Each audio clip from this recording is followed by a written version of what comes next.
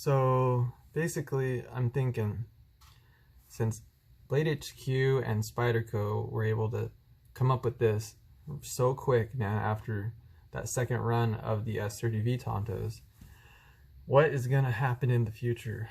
I mean, it has been over a month now, I believe, since I've had this. I haven't heard any news of any other Tanto, different steels or anything like that.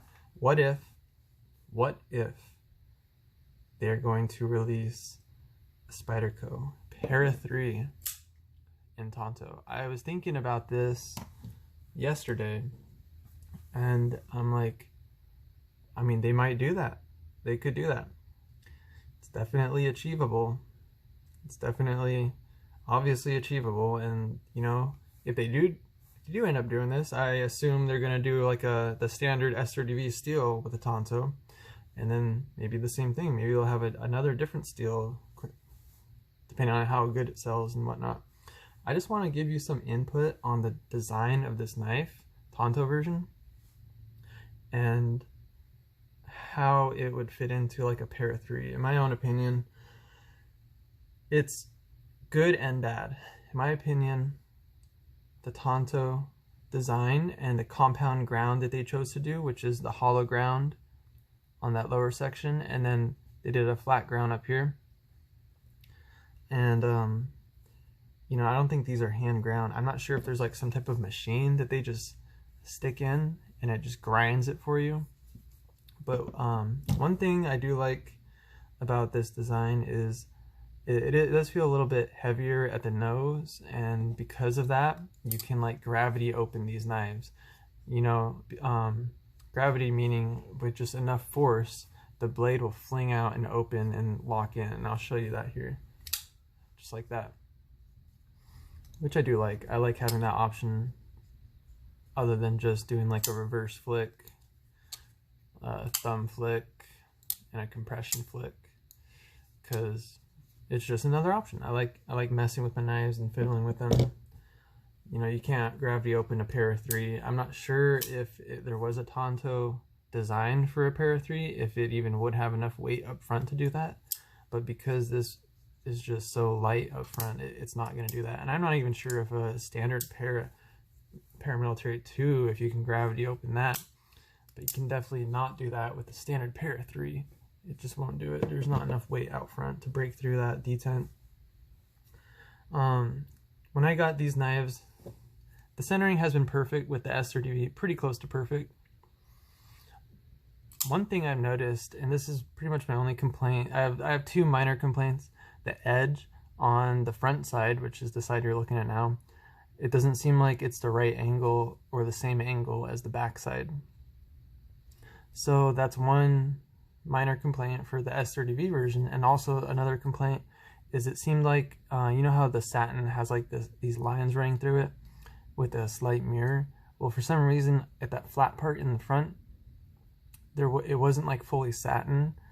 There's like some parts that look like the machining missed it. I don't know if you can really even see it in this video, but that's an even very, very minor, especially compared to like the edge geometry of that different angle on the front side than the back side.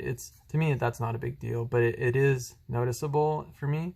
I know it's not a hand ground blade, and it's not just on that flat part. There is a couple spots where it's like it missed, you know, that satin machining, like it didn't hit it right, and it's not the same consistency. And I can see it there, I can see it up here as well. And I can also see it on the front a tiny bit, but not too bad of a deal. I mean, I picked up the M4 with the DLC, and I haven't had that issue with the different angle. You know, it seems like it's pretty even on the front side for the angle of the sharpening angle. Same as the front and the back. And obviously this isn't satin, so if it did have that inconsistency in the satin finish, it would be covered by the DLC. And one thing though on this M4 is it's not centered. It wasn't centered when I got it. I did make it a little bit better. It was actually worse than that and it was a little heartbreaking at first. And I did loosen up the screws, and I wedged something in there and tightened them back up, and it seemed like I did that 2 or 3 times, and I think I got it a little bit more centered, but it's not perfect. I might actually think it's not the centering of the blade. It might actually be like the grind. Hard to say, because another note on these Tanto is that these Tanto versions is that the blade can scrape against like the G10. If I were to push down hard enough to open it, I can feel it. Like right now, I just felt it scrape against. I felt the blade scrape against the G10 there, and I'm pretty sure it's somewhere up where the top of the hollow grind is. And you know, it is a thicker blade, not a thicker blade stock. I think it's the same blade stock as a standard paramilitary too, but it's thicker in that center part because it's not a full flat grind. You know, they left that. It's basically the blade stock back here is basically going to be the same thickness right here, so it is fairly thick. But that's also what helps the weight of the knife, the balance of it. It does feel like pretty cool. Like it's very well balanced. And I was thinking, you know, if the Para 3, if they decide to do a Tanto version, that would be pretty interesting. I'm not sure if I'd buy it though, because I like this blade shape and this blade geometry, and you get that consecutive bend and curve to the tip. It's just, it does a better job at cutting. And I'm going to be honest here.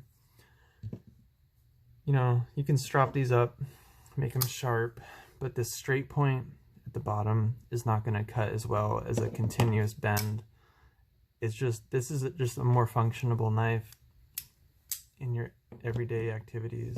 This is more specific. Like if you want something that is very strong at the tip, which this should be very strong at the tip, with you got this high flat here, flat grind here, and you just got just a meaty blade, you know what I mean? This is more it's almost like a prying tool, not really a prying tool, but there's 2 different ways you can use this actually, because that front Tanto part is curved.